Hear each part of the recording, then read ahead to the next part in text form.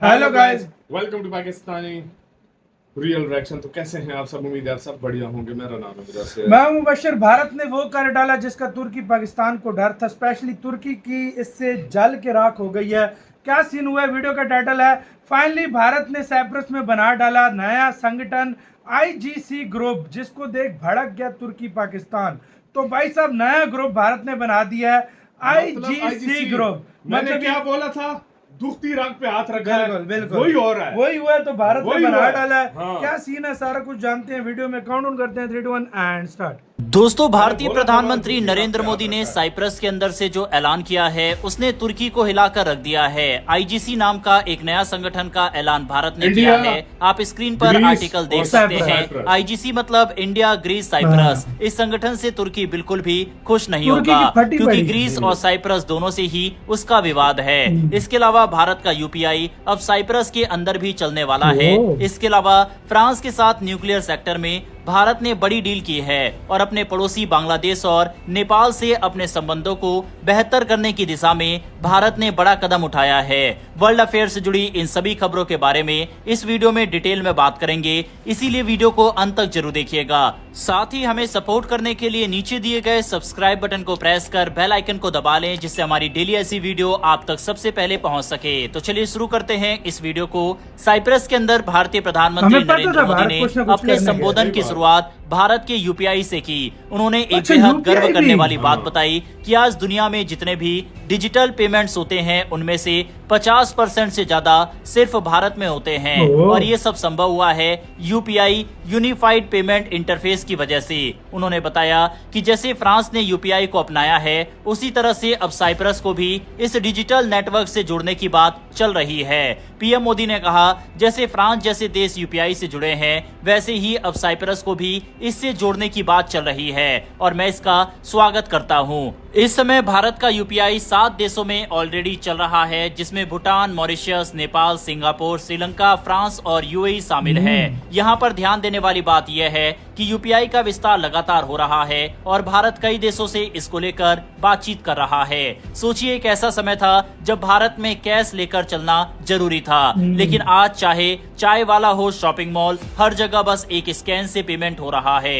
ये है भारत का डिजिटल ताकत, जो अब दुनिया को रास्ता दिखा रही है। साइप्रस में मोदी जी ने बताया कि भारत में अब हर साल $100 अरब से ज्यादा निवेश इंफ्रास्ट्रक्चर यानी बुनियादी ढांचे के विकास में किया जा रहा है। इसमें सड़कें, हवाई अड्डे, बंदरगाह, रेलवे और स्मार्ट सिटी शामिल है। इसके अलावा प्रधानमंत्री नरेंद्र मोदी ने हाल ही में लॉन्च किए गए मैन्युफैक्चरिंग मिशन का भी जिक्र किया।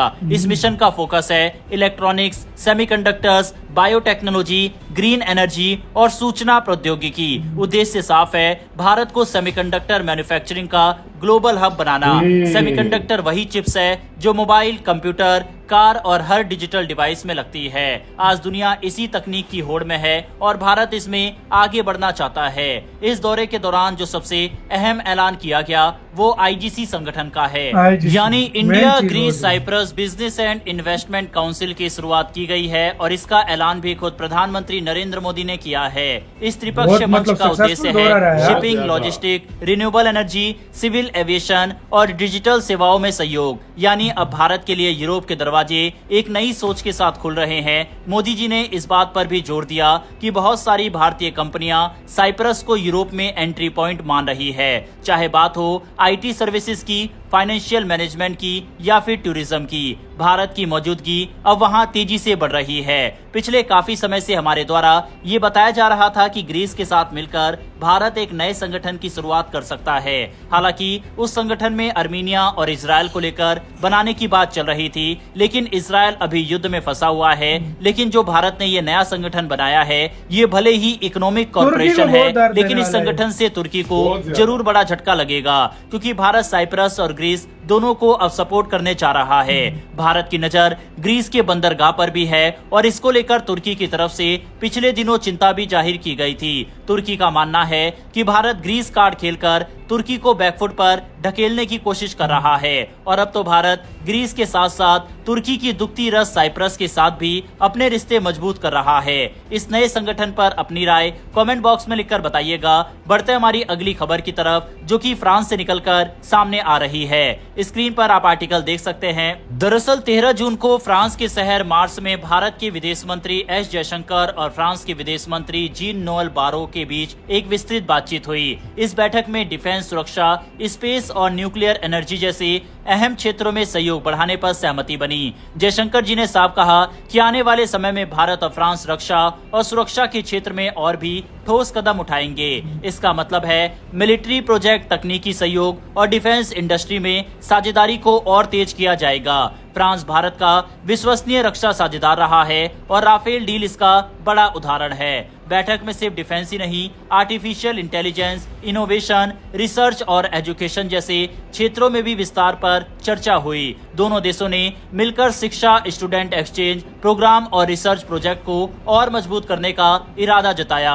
बैठक में India middle east Europe economic corridor यानी IMEEC पर भी बातचीत हुई। ये प्रोजेक्ट भारत, खाड़ी देशों और यूरोप को जोड़ने वाला एक आर्थिक गलियारा है। साथ ही UAE और ऑस्ट्रेलिया जैसे देशों के साथ चल रहे त्रिपक्षीय सहयोग पर भी चर्चा हुई। भारत और फ्रांस दोनों मिलकर न्यूक्लियर कॉपरेशन को अब आगे और भी ज्यादा बढ़ाने वाले हैं। इसके अलावा डसॉल्ट एविएशन के CEO की तरफ से भी पाकिस्तान को करारा जवाब दिया गया है। दरअसल पाकिस्तान की तरफ से ये कहा गया था कि भारत फ्रांस की तकनीक से खुश नहीं है और राफेल के परफॉर्मेंस से नाराज है। इस पर डसॉल्ट एविएशन के CEO ने कहा कि जो क्लेम पाकिस्तान की तरफ से किया जा रहा है कि 3 राफेल फाइटर जेट को पाकिस्तान ने मार गिराया, वह क्लेम पूरी तरह से गलत है। इतना नहीं, भारत राफेल जेट पर भरोसा करता है।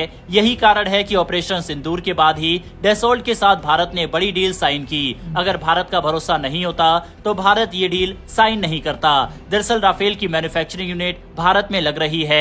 इसी की बात डसॉल्ट एविएशन के CEO की तरफ से कही गई। बहरहाल बढ़ते हैं आज की अंतिम खबर की तरफ, जो कि नेपाल, बांग्लादेश और भारत को लेकर आ रही है। भारत, बांग्लादेश और नेपाल के बीच एक ऐतिहासिक डील साइन हुई थी, जिसके तहत नेपाल भारत के पावर ग्रिड के रास्ते बांग्लादेश को बिजली भेजता और अब इसको चालू कर दिया गया है।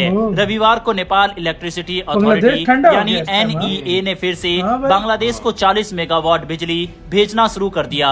ये बिजली भारत की ट्रांसमिशन लाइन के जरिए भेजी जा रही है। इस निर्यात की शुरुआत एक त्रिपक्षीय समझौते के तहत हुई थी जो इसी के साथ यार वीडियो खत्म।